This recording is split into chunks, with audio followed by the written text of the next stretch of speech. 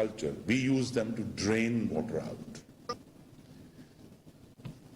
On all kinds of issues or other, there are distributional issues of, from whose land the water will cross.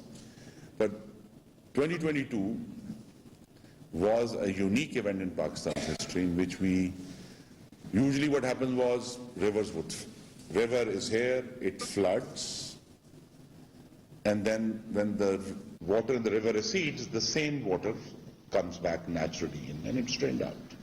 Here we are having to drain it out through electricity, through pumps, which is extremely expensive and requires tremendous resources, not only in terms of finances, but also, of course, technical resources and the availability of electricity.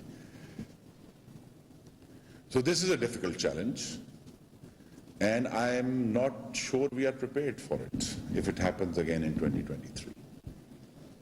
So it's a new endeavor that has opened up and a challenge that we have to cross. The larger point is that we have to be prepared for many such events, because the corollary of this, flood in northern Sindh, East Balochistan, South Punjab is that in these areas where there is less rain, there was a massive rain.